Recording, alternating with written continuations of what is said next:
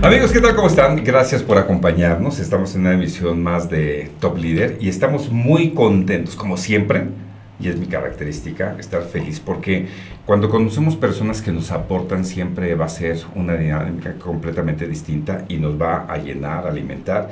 Por eso los invito para que se queden con nosotros. Le voy a presentar a nuestra invitada del día de hoy, y digo mi invitada, dejen de decir que es mi invitada. Su nombre es Elba Cisneros Hernández. Ella es licenciada en Relaciones Comerciales por el Politécnico Nacional y tiene, pues obviamente, especialidades en Administración y Finanzas, Desarrollo de Negocios, y tiene una empresa muy prominente que se llama Proveedora Gama Medical Service. Elba Cisneros tiene una historia de vida que quiero compartir con todos ustedes. Mi historia y tu historia. Cuéntame tu historia. Yo quiero que me platiques tu historia. Elba, muchísimas gracias por estar aquí con nosotros en este Top Gap en Go Be The First. Y me encantaría de verdad conocer tu historia de vida, que es tan interesante. Seguramente Tamazopo, Sombrerete, Ciudad de México, la Colonia Roma, 2 de febrero, que viene tu cumpleaños, y la edad que parte un parteaguas a partir de los 10 años. Platícame tu historia. Claro que sí, muchísimas gracias por haberme invitado aquí. Estoy muy feliz de venir a platicar, pues, todo lo que he vivido en estos 51 años. Muy joven. 51 años de vida. Dicen que se empieza a vivir a partir de los 50. ¿Verdad? Entonces creo que es un muy buen momento. Y bellísima además, con una energía increíble. Ay, muchísimas gracias. Pues mira, quiero comentarte efectivamente, a mis 10 años, 11 años cambia mi vida. Entre 10 y 11 años. A los 10 años de vida mi padre fallece. Yo vivía, por supuesto con mi familia, vivíamos en la Colonia Condesa, ¿no? Éramos, la verdad, en una casa bien bonita, en un lugar ahí frente al Parque México, todo muy padre, ¿no? Yo era una niña, la segunda de 4, ¿no? Y era una niña muy consentida por mi padre, esa es la verdad. O sea, yo siempre, desde que recuerdo, y él lo decía de todas formas. ¿Cómo te decía? Me decía güita, y también tiene una historia, porque yo cuando era muy chiquita era muy güerita, y entonces mi hermano, el más pequeño, mi papá me decía güerita, ¿no? Entonces mi hermano, más pequeño que yo, no podía pronunciar güerita, entonces me decía güita, y de ahí hasta la fecha soy güita para muchos, ¿no? Entonces, recuerdo perfecto todo esto, pero de repente, pues mi vida cambió, porque mi padre fallece cuando yo tenía 10 años, y pues mi madre siempre fue dedicada de la casa, encargada de nosotros y de todo. Y cuando mi padre fallece, pues todo da un giro inesperado. Ella tiene que salir a trabajar, a buscar el sustento, pero pues peor aún, la casa donde vivíamos se pierde porque estaba hipotecada. En aquellos tiempos, dijera la Biblia, no existía esto que hoy hay, ¿no? Los seguros, y que si tú te mueres, claro, queda pagada la casa, cosas de ese estilo. Ahí no pasaba esto. Entonces, cuando mi madre se entera que mi papá había fallecido, pues ella lo primero que hace es evitar que nosotros supiéramos, porque pues todavía ella se entera como por un telegrama que le mandan. Mi papá fallece en el trayecto de Sombrerete, Zacatecas a Durango, en la carretera. Bueno, ahí no falleció, ahí fue el accidente que él tuvo. Cuando llega al Hospital General de Durango, es ahí donde él, después de 3 semanas de estar hospitalizado y batallando muchísimo, luchando con su vida, al final fallece allá. Mi mamá se entera y pues bueno, ella tiene que tomar riendas y hacer todo esto. Tiempo después le quitan la casa, y pues lo único que ella trata de recuperar es un terreno, que es donde tenía mi papá los talleres. Mi papá era pues empresario. En aquellos momentos habían camiones le llamaban ballenas y delfines. Sí. Ajá. Y mi papá tenía una fábrica de de todas las molduras de los camiones, de fibra de vidrio. Él hacía todas las piezas para el camión, llámese respaldos, todo. Entonces, los talleres estaban en San Lorenzo Tezonco, en Iztapalapa, sí. ¿Ok? Entonces, mi padre eso lo deja. Y en ese momento, pues mi mamá lo único que tenía a su nombre y que podía rescatar y que fue ese terreno. Una vez que ella rescata ese terreno y todo, pues nos vamos nosotros, porque el banco nos quita la casa de la Condesa. Entonces, pues nos quita la casa de la Condesa y decide mi mamá, pues ni modo, no hay más, nos vamos a ir a San Lorenzo ahí a vivir allá. Entonces, imagínate el cambio tan radical que tuvimos, de vivir en una casa bien bonita, nuevita, ¿no? Donde todos, cada uno tenía su cuarto, su habitación y todo, irnos todos a una sola habitación grande, donde ahí tenías todo junto, la sala, el comedor, ¿no? Todo.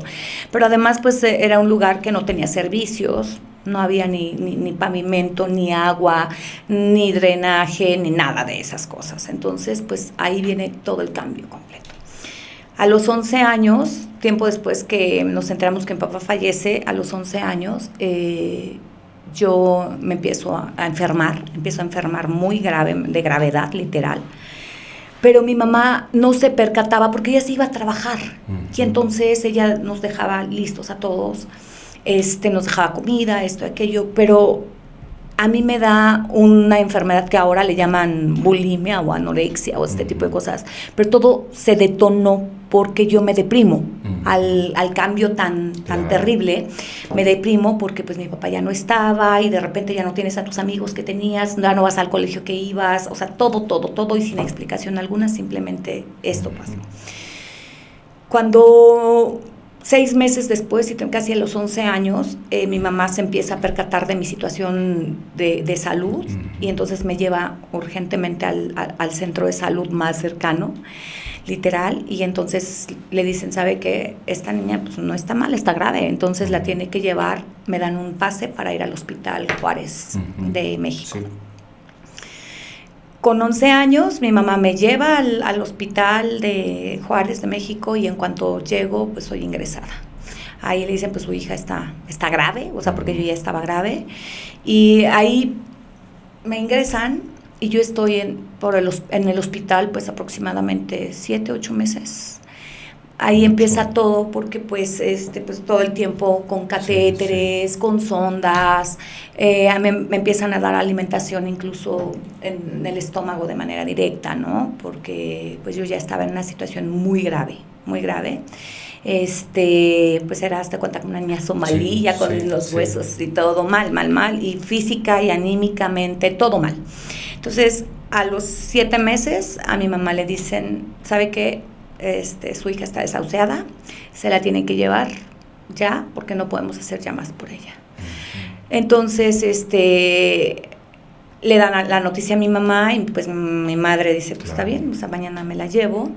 Una vecina le dice a mi mamá que ella era muy devota de una virgen, ¿no? La vecina le dice, pues mira, rézale a tal virgen, que es la Virgen San Juan de los Lagos, que ella cuida mucho a las niñas y todo, y tal vez pueda ayudarte a algo, ¿no? Entonces mi mamá con toda la fe del mundo le pide a la Virgen, pero algo más le promete que me van a poner un hábito de ella, me van a vestir como ella por un año, cosas así. Pues mira, la verdad, en plan desesperado, ¿qué haces, no? Lo que sea. Pero yo salgo al Hospital Juárez, me dan de alta, pero una noche antes de darme de alta, yo me entero que mi padre había fallecido. Yo no sabía que mi papá había muerto, pero me entero de una manera rarísima, que yo no sé si me crean mucha gente o no, pero yo te lo digo con todo el amor del mundo que a mí me pasó. Estando en la cama del hospital, yo veo cómo entra mi padre a mi cama a verme y me abraza. Yo me siento en la cama, recuerdo perfecto que habían las almohadas estaban cubiertas como de vinipiel.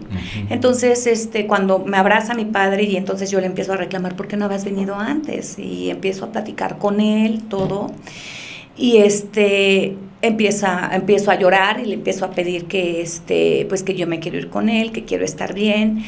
Y él empieza a hablar conmigo en ese momento, me empieza a decir, no, mi amor, tú no te puedes venir conmigo porque yo ya estoy en otro lugar, y me empieza a decir, no es el lugar donde tú debes estar. Entonces me empieza a dar muchas palabras, pero yo ya estoy muy desesperada llorando con él. Y de repente entra la enfermera, y cuando me ven prenden la luz del hospital, del cuarto, y yo tenía una almohada, la almohada abrazada, o sea, lo que yo tenía era la almohada. Entonces yo le empiezo a decir a la enfermera, me dice, ¿con quién hablabas? Le digo, con mi papá, porque mi papá estaba aquí conmigo, estuve mucho rato platicando con él. Entonces ella empieza a hablarle a los demás médicos y le dice, pues yo creo que ya va a fallecer. Porque normalmente cuando un paciente va a fallecer, ve a sus muertos. Claro. Entonces ahí empiezo yo a entender que mi papá estaba muerto. Pero yo nunca entendí la palabra que ellos decían que yo estaba desahuciada. Sí, o sea, esa palabra para mí no tenía ni significado, ¿no? Entonces, incluso yo pensaba que era como que me daban de alta para irme a mi casa o algo así.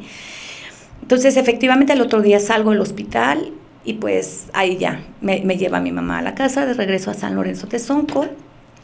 Y de ahí ya empieza todo lo demás, ¿no? Mi mamá, pobrecita, porque hasta la fecha mi madre vive, gracias a Dios. Pero algo que yo siempre recuerdo y me llena hasta me pone chinita la piel, es recordar cómo mi mamá todas las noches, se levantaba a sentir si yo estaba viva o no, ¿no? A ver si respiraba o no respiraba. Así fue pasando el tiempo hasta que, pues, pasó 6 meses. Y yo estaba de baja en la escuela, yo no podía ir a la escuela porque le dieron a mi mamá ese papel que decía que estaba desahuciada y ya con eso yo no podía ir a la escuela. Entonces me dan de baja en la escuela, en la primaria, yo estaba en sexto de primaria. Entonces le dicen, pues su hija no puede venir. Hasta que después de 6 meses yo le digo, mamá, ¿qué pasa? O sea, ¿por qué no voy a ir a la escuela si ya no estoy ya no estoy en el hospital, ya no? Entonces le digo, yo quiero ir a la escuela, yo quiero seguir estudiando. Entonces ella pues me dice, pues vamos a la escuela. La escuela obligadamente te pide un alta para ver si te pueden recibir o no. Entonces volvemos a ir ahora a otro médico, nada que ver a donde estábamos, para que, pues nada más un médico, sí, pero del particular, o sea, un médico que estaba por la colonia Portales.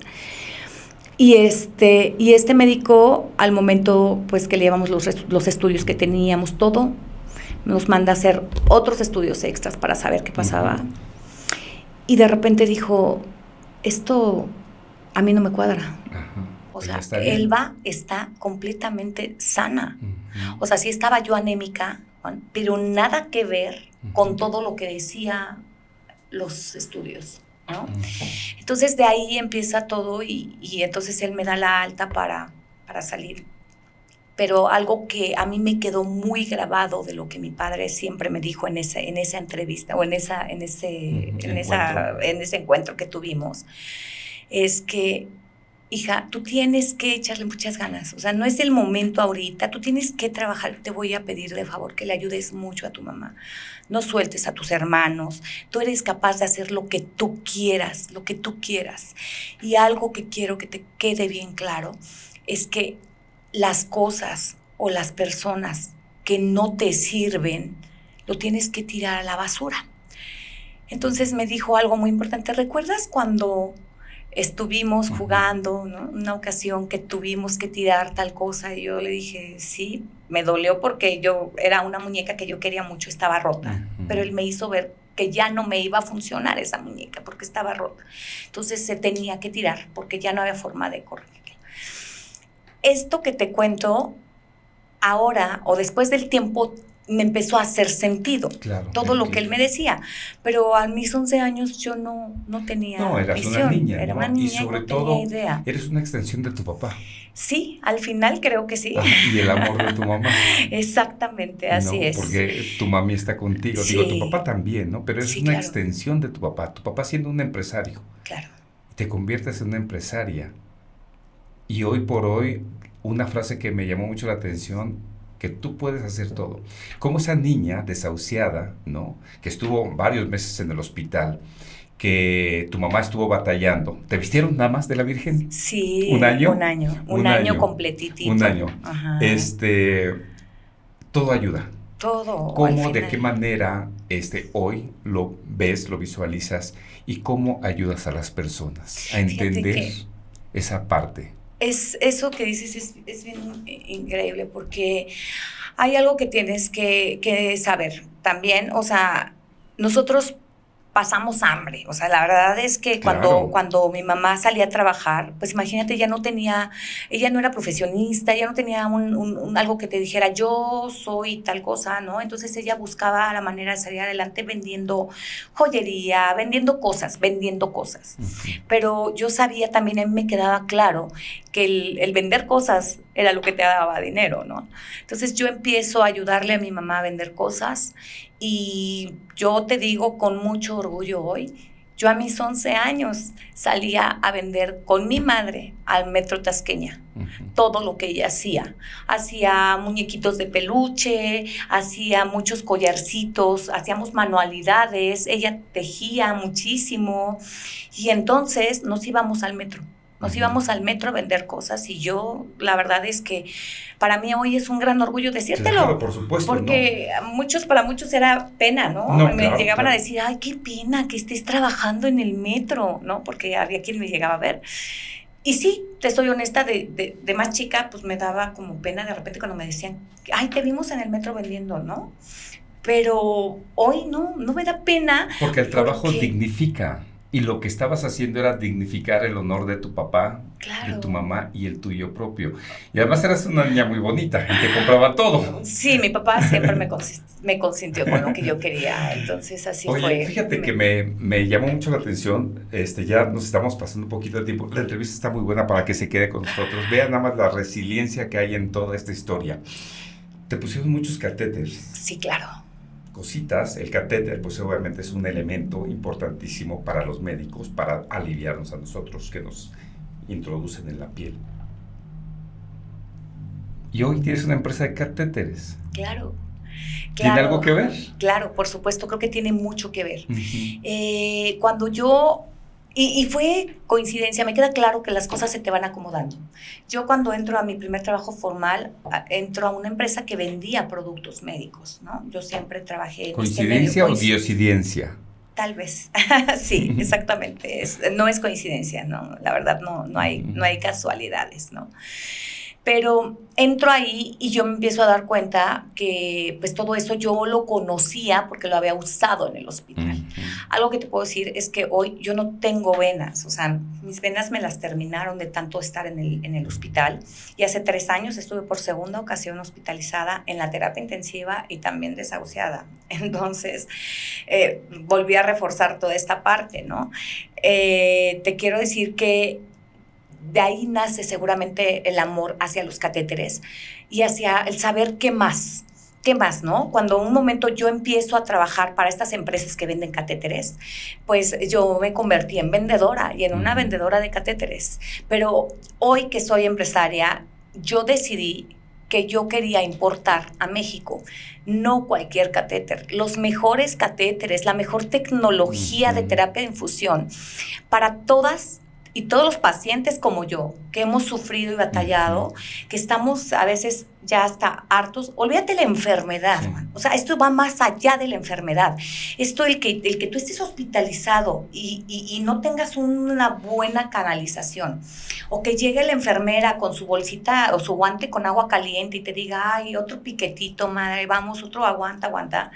Para mí, como paciente, eso se me volvió un calvario. Uh-huh. Un calvario el saber que iban a llegar a picarme una vez más.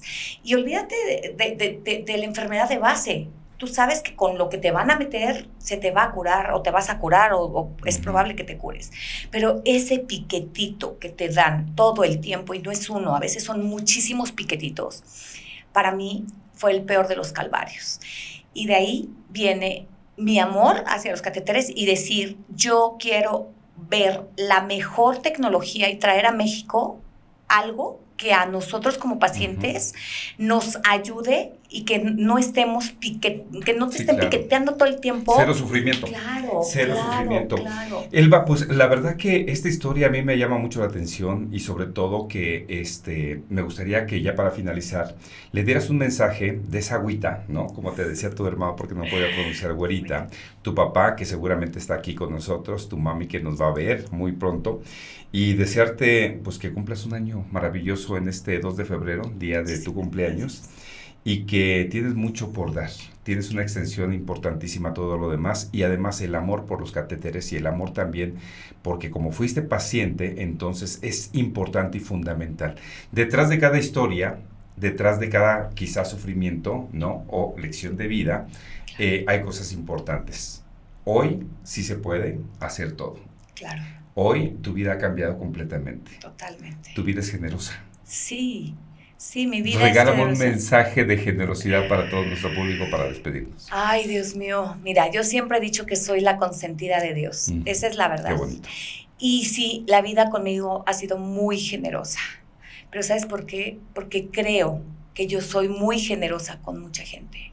Yo ayudo a muchas personas. O sea, ayudo dentro de esa parte humana. Olvídate, yo no apoyo a pacientes realmente, porque como yo les digo, eso es mi trabajo. Yo no regalo catéteres, no, pero ayudo a muchas personas en otro tipo de cosas, ¿me explico? Sí. Entonces, mi misión es traer lo mejor para los pacientes, que tengan lo mejor y lo que les ayude a cambiar eso. Pero la generosidad es un acto completamente distinto. Eso ya es, yo siempre digo, no puedes ser un buen líder si no eres una buena persona. Claro. Y ser buena persona es ayudar a los demás, ayudarlos en todo lo que esté a tu alcance. No nada más, ahorita digo yo, esa es mi misión de cambiarlo y traer cosas y tecnología para que sufran menos. Sí, cero dolor. Cero dolor. Cero dolor y no más funciones. Desde ahí empieza tu generosidad. ¿No? Claro. Elba sí. Cisneros, Gracias. muchísimas gracias. Qué gran historia. Me encantaría seguirte preguntando muchas cosas, pero para nuestro público, ¿cuáles son tus redes sociales para que te sigan? Claro que sí, elba.cisneros. En Facebook siempre estoy como Elba Cisneros y como Instagram Elba_Cisneros. Bueno, así me encuentran siempre. Para empezarte a seguir. Claro que sí. Elba, muchísimas gracias por estar aquí con nosotros en este podcast y quiero recordarles a todos ustedes que sigan esta entrevista maravillosa para que vean que todo se puede a través de Spotify como Top Leader o YouTube como Go Be The First. Nos vemos en la próxima. Claro que sí. Muchas gracias.